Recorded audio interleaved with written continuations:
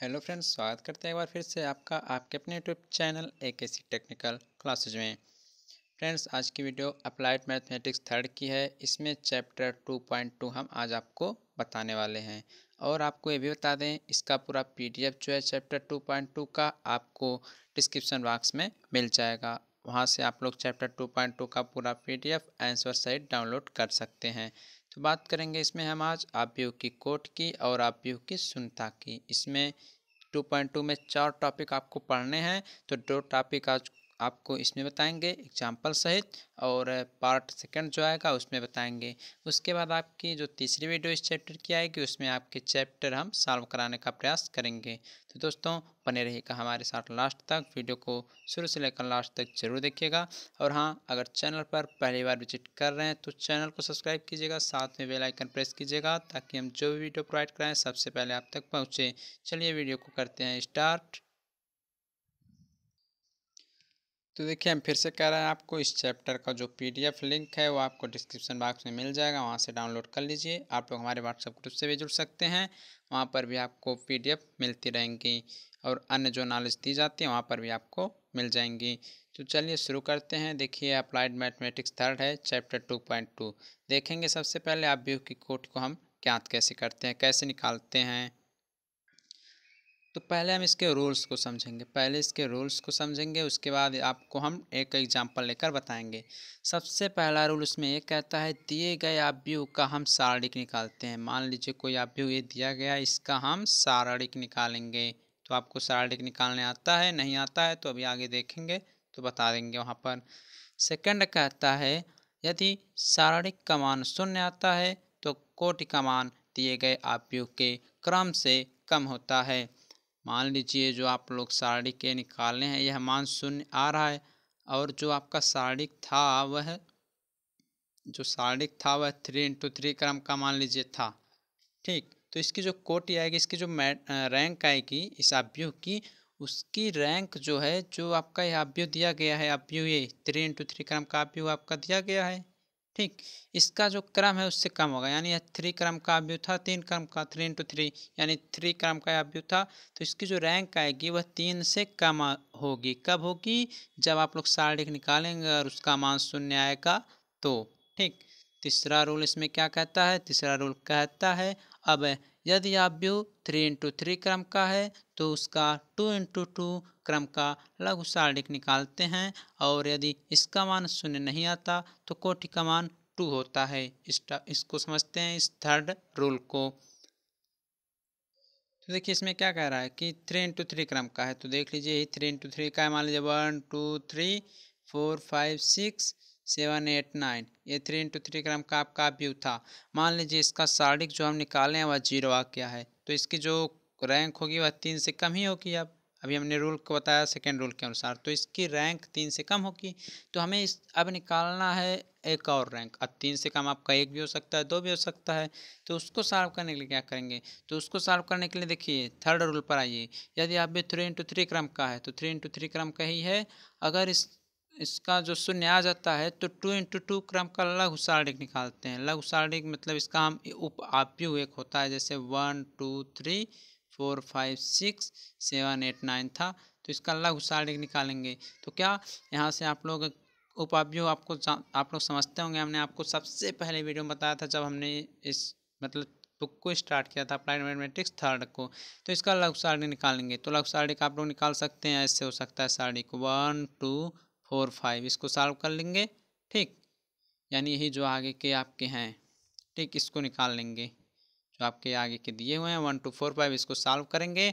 अगर इसकी वैल्यू भी 0 आ जाती है तो आपकी आव्यूह की जो कोट होगी वह 1 होगी। अगर 0 नहीं आती है तो आपकी आव्यूह क्या हो जाएगा? आव्यूह की कोटि 2 × 2 क्रम का था यह, तो इसकी कोटि जो रो ए होता है या आर होता है वह 2 हो जाएगी। ठीक, हो जाएगा। ओके, आपको समझ में आया होगा। एक बार फिर से आपको हम बताना चाहते हैं। देखिए, इसको सॉल्व करने के लिए आप लोग सबसे पहले करेंगे क्या? यदि इसकी जो सारणिक की वैल्यू आ गई है वह शून्य आ गई है तो हम उस जो आव्यूह दिया रहेगा उसमें 2 × 2 क्रम का कोई सारणिक लेंगे।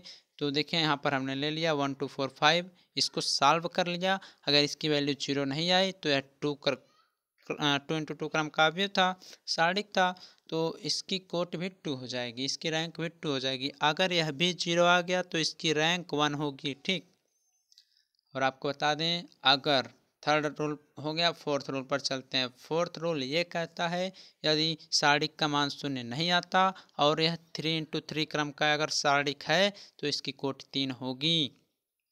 देखिए 4 × 4 क्रम का रहे, 2 × 2 क्रम का रहे, 3 × 3 क्रम का रहे, अवयव रहे, अगर उसका हम सारणिक निकालते हैं, अगर वह 0 के बराबर नहीं आती है तो वह जितने क्रम का अवयव रहेगा, 3 × 3 का है तो इसकी रैंक 3 होगी, 2 × 2 का है तो इसकी रैंक 2 होगी, 4 × 4 का है तो इसकी रैंक 4 होगी। तो फोर्थ रूल भी आपको समझ में आया होगा, मैं यह आशा करता हूँ। तो फिफ्थ पर चलते हैं।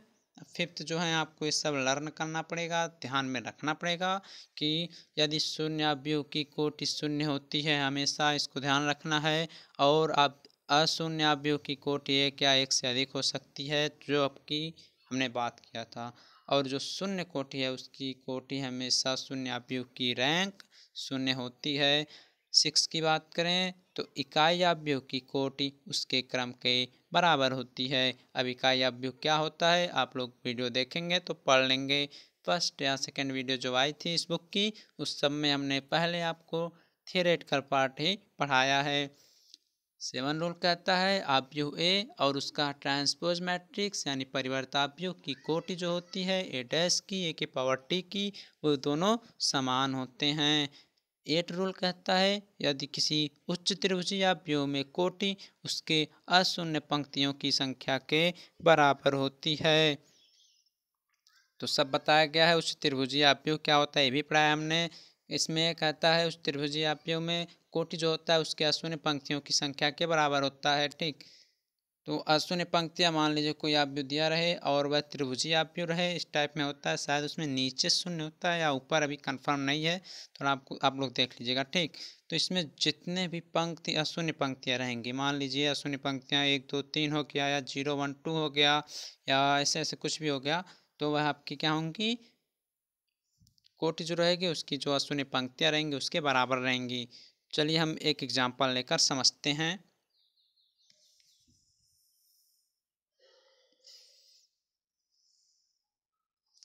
देखिए एग्जाम्पल है। ठीक, कह रहा है इज इक्वल टू अवयव 1 2 3 1 3 5 2 5 8 की कोटि ज्ञात करें, इसकी रैंक ज्ञात करनी है, अवयव दिया हुआ है। तो फर्स्ट रूल क्या कहता है, फर्स्ट रूल कहता है सबसे पहले जो भी अवयव दिया रहे उसकी हम सारणिक निकालेंगे, डिटरमिनेंट निकालेंगे। तो देखिए इसको सारणिक फॉर्म में लिखा, अब इसको हम करेंगे सॉल्व। तो सॉल्व करने के लिए आपको हमने बताया है किस प्रकार से हम सॉल्व करते हैं। तो फर्स्ट रो को हम लेकर सॉल्व कर रहे हैं। तो जब फर्स्ट रो को लेकर हम सॉल्व करते हैं तो पहला चिन्ह प्लस होता है, दूसरे अवयव की का चिन्ह माइनस होता है और तीसरे का प्लस होता है। ठीक, तो फर्स्ट रो के फर्स्ट एलिमेंट यानी 1, उसके बाद इनटू, तो फर्स्ट और ये पैक करेंगे तो 8 का 3 में मल्टीपल, 5 का 5 में, 24 माइनस 25, फिर सेकेंड एलिमेंट पे यानी 2, तो प्लस के बाद माइनस चिन्ह तो -2 हो गया इनटू, अब इसको पैक करा तो 8 में 1 8, 5 में 2 10 यानी 8 माइनस 10 हो गया।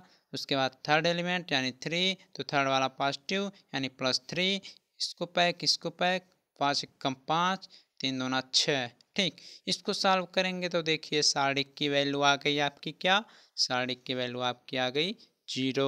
तो हमने अभी ऊपर क्या बताया था कि अगर सारणिक का जो मान आएगा वह अगर 0 के बराबर आ गया तो उसकी रैंक जो होगी उसके क्रम से कम होगी। तो यह देखिए 3 × 3 क्रम का था, यानी इसकी जो रैंक होगी वह 3 से कम होगी। रैंक को हम R से या रो ए से रिप्रेजेंट करते हैं। ठीक, देखिए यानी इसकी 3 से कम होगी। तो जब हमने बताया था 0 आता था तो हम कोई लघु सारणिक ले लेते थे, कितने क्रम का, 2 × 2 क्रम का। तो मान लीजिए इसमें हम जो क्रम ले रहे हैं वह 1 2 1 3 को ले रहे हैं। ठीक, इसको लेकर सॉल्व कर देते हैं। तो आइए हम सॉल्व करते हैं। तो देखिए इसको जब सॉल्व किया तो 1 आ गया जो कि 0 के बराबर नहीं है। अतः जब 0 के बराबर नहीं है तो इसकी कोट कितनी होगी, 2 के बराबर आएगी। क्यों 2 के बराबर, क्योंकि यह 2 × 2 क्रम में सारणिक की वैल्यू 0 नहीं आ रही है, इसलिए इसकी कोटि 2 हो जाएगी। अगर यही 3 × 3 क्रम में 0 नहीं आता तो उसका रैंक जो होता वह 3 आ जाता। तो गाइस आशा करता हूँ आपको ये क्वेश्चन समझ में आया होगा। अभी जब हम चैप्टर स्टार्ट कराएंगे तो उसमें भी ये सब बातें होंगी। तो चलिए, ये हो गया आपका रैंक ऑफ मैट्रिक्स। आगे चलते हैं, इसमें जो सेकंड टॉपिक है न्युलिटी ऑफ मैट्रिक्स यानी अवयव की शून्यता। तो अवयव की शून्यता भी बताएंगे, इससे पहले हम बात कर लें। फिर से कह रहे हैं पीडीएफ लिंक आपको डिस्क्रिप्शन बॉक्स में मिल जाएगा, वहां से डाउनलोड कर लीजिएगा। आप लोग हमारे व्हाट्सएप ग्रुप से जुड़ सकते हैं, इंस्टाग्राम पर भी फॉलो कर सकते हैं, वहां पर भी अपने प्रॉब्लम शेयर आप लोग हमसे कर सकते हैं। तो इन सभी का लिंक आपको हम डिस्क्रिप्शन बॉक्स में अभी दे देते हैं। तो देखिए न्युलिटी ऑफ मैट्रिक्स अवयव की शून्यता, और ये भी बता दें शून्यता, कोटि, सोपानक रूप, सामान्य रूप 4 टॉपिक हैं इस चैप्टर्स में। यहाँ से आपके 2 नंबर के क्वेश्चन पूछे जाएंगे। कोई भी क्वेश्चन दे देगा, कहेगा इससे इसकी कोटि ज्ञात कीजिए, इसकी रैंक ज्ञात कीजिए, न्युलिटी ज्ञात कीजिए। ठीक, तो आइए हम पढ़ते हैं न्युलिटी ऑफ मैट्रिक्स। तो देखिए इसमें क्या होता है, यदि n क्रम का कोई वर्गाकार अवयव रहे, उसकी कोटि r रहे, तब n-r को अवयव की शून्यता कहते हैं। इसे n कैपिटल A से सूचित करते हैं, रिप्रेजेंट करते हैं। अब आपको क्या समझ में आया? इसके लिए आपको पढ़ना पड़ेगा रैंक ऑफ मैट्रिक्स यानी अवयव की कोटि, जिसे हम आर से रिप्रेजेंट करते हैं या रो ए से रिप्रेजेंट करते हैं। हमने आपको कोटि पढ़ा दिया ऊपर। अगर आप लोग रैंक ऑफ मैट्रिक्स नहीं जानते हैं तो आप लोग न्युलिटी ऑफ मैट्रिक्स नहीं सॉल्व कर पाएंगे, इसलिए आप लोग पहले कोटि पढ़िएगा तब शून्यता निकालिएगा। तो कह ये रहा है कि कोई n क्रम का अवयव है, उसकी कोटि r है, तो उसकी n-r को अवयव की शून्यता कहते हैं। कैसे कहते हैं आप लोग एक बार ऐसे समझिएगा। मान लीजिए यह 3 × 3 क्रम का अवयव है, ठीक, और इसकी जो रैंक आई है वह 3 आई है। ठीक, तो रैंक 3 आ गई तो r = 3 हो गया। ठीक, और शून्यता कहेंगे किसे, n-r को। तो n क्या है, n यहाँ पर रैंक है, तो रैंक कितना है, यह 3 का रैंक है, तो n-r 3 यानी इसकी शून्यता 0 हो जाएगी। ठीक, चलिए एक एग्जाम्पल लेकर हम सॉल्व करते हैं। देखिए क्या क्या रहा है, A = अवयव 1 2 3 2 3 4 0 2 2। इसकी कोटि भी ज्ञात कीजिए और शून्यता भी ज्ञात कीजिए। तो पहले कोटि निकालेंगे तभी तो हम शून्यता भी निकाल पाएंगे। पहले इसकी रैंक निकालेंगे तब इसकी हम न्युलिटी निकालेंगे। तो भाई इसकी पहले रैंक निकालते हैं। तो सबसे पहला रूल सारणिक में चेंज करेंगे, तो सारणिक के रूप में लिखा, इसको हमने सॉल्व किया।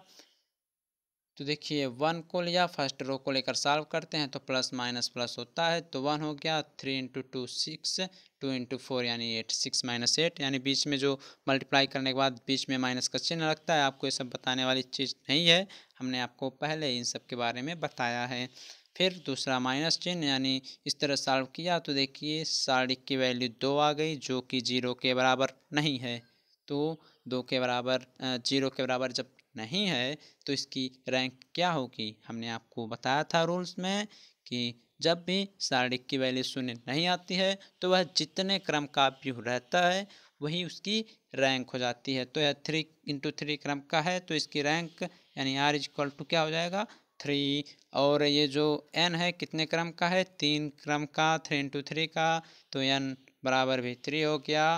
तो इसकी शून्यता निकालेंगे तो शून्यता n-r होता है या n-ρ होता है, तो 3 × 3 यानी हो जाएगा यह 0।